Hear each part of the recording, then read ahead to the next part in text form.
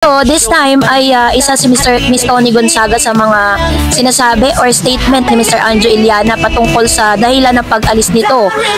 Dahil po sa isa sa mga tagapagtanggol ng Itbulaga at TVJ, si Manay Christy Fermin, kaya naman siya mismo ang nagpaliwanag sa tunay na dahilan. Panoorin natin ito. Gusto namin ikaw ang magtawid dito dahil dati kang malapit sa pamilya Gonzaga. Okay. Oo, kasi ito naman kasi, alam mo, hindi lang isa ang binanatan ni Anjo. Pero tingin ko kasi lahat ng dabarkad sa inisa-isa na niya. Ngayon, pati si Tony Gonzaga, isinama niya. Idinamay dito sa kwento niya. Na ito daw si Tony Gonzaga daw, ang sabi niya, ang dahilan daw ng pag-alis nito sa Itbulaga ay dahil kay Tito Sen. Ganito.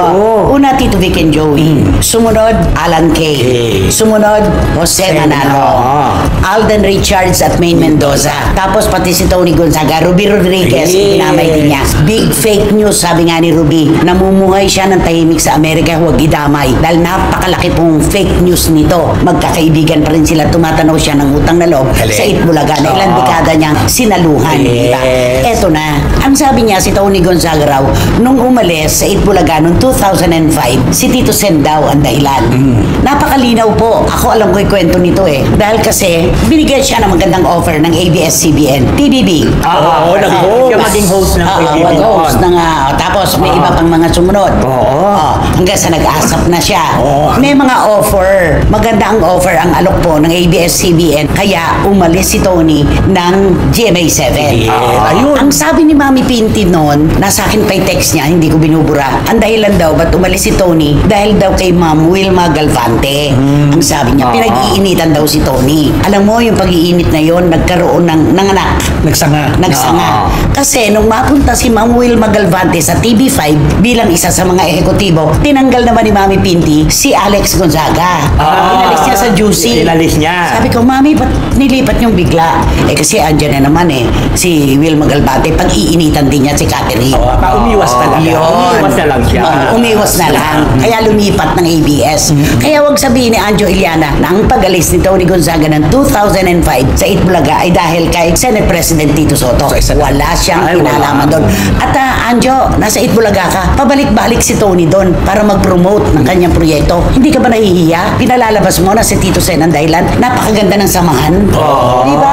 At saka yan mga yan, pag ini-interview sila, diba? Very grateful sila, kinikwento nila na naging bahagi sila ng Itbulaga. Kaya yung mga inimbentong kwento, may katapat din na katotohanan yan, Anjo Iliana.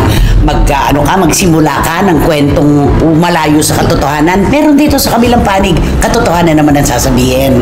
Kaya may katapat yung bawat kuda mo. Kaya tigilan mo na. Dahil kung totoong ikaw ay nagmamahal sa Itbulaga at sa mga kasamaan mo, hindi mo dapat ginagawa yan. Yun ang sinasabi lahat ng mga nakakapanood sa kanya. Dapat itigil niya na itong mga ganito. Kasi yung kwento niya lang ito Paano yung kwento ng kabila? Paano pag nagkwento sila? Hindi nila pinapatulan itong mga kwento ni Anjo. Hinahayaan na lang nila sila. Kaya mo na lang kung ano yung gusto. Tunay na kwento, walang gaya. Bawal fake news dito sa Sayang.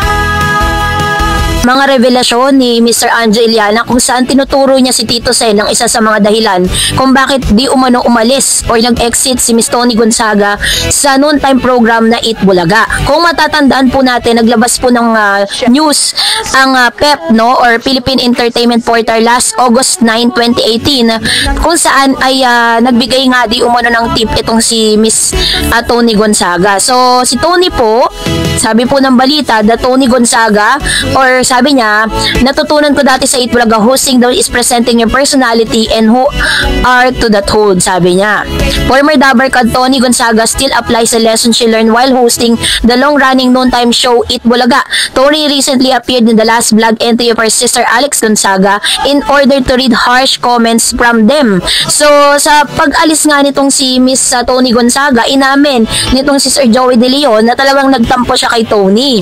So, ngayon lang po lumalabas na walang kinalaman si Tito Sen, si Joey De Leon, naging si Mr. Vic Soto sa tunay na dahilan ng pag-alis si Tony Gonzaga. Base kasi sa ulat or sa narrative nitong si Manay Christy Fermin, sinabi niya na si Mami Pinti mismo ang nagsabi na isa sa mga dahilan kung bakit pinull out niya ang kanyang anak sa programa ng Itbulaga dahil pinag-iinitan daw di umano ito ng producer na si Miss Galvante.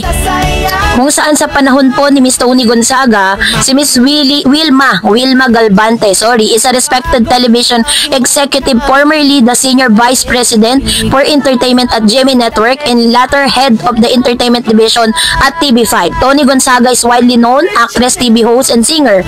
So, sa paglipas po ng panahon ay ang ginawa po dito ni Miss Mami Pinti, na nanay po nitong si Miss Tony, ay pinull out niya sa Itbulaga itong si Miss Tony. So, ibig sabihin, wala pong kinalaman dyan si Tito Sen, na bagay na parang dinidebunk ni Manny Christopher Min yung mga statement na inilabas nitong si Anjo Iliana. I've been trying to search, sinesearch po natin yung naging kanya pong statement patungkol dito, pero parang wala na siya ngayon sa social media, parang ni-remove na siya sa TikTok.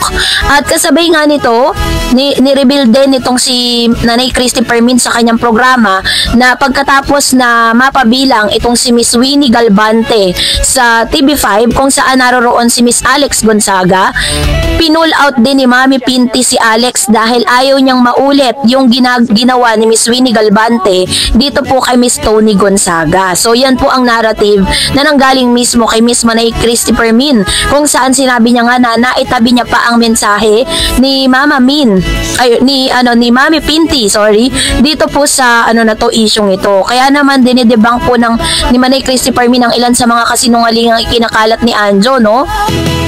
Parang lahat ata ng mga kaganapan dahil nga hindi siya masyadong sumasampalataya na itong si Mr. or si Tito Sen, sinasabi niyang tuta daw di umano nitong si PBBM, no? Kaya po galit na galit siya kasi nga certified DDS kasi itong si Mr. Anjo Iliana.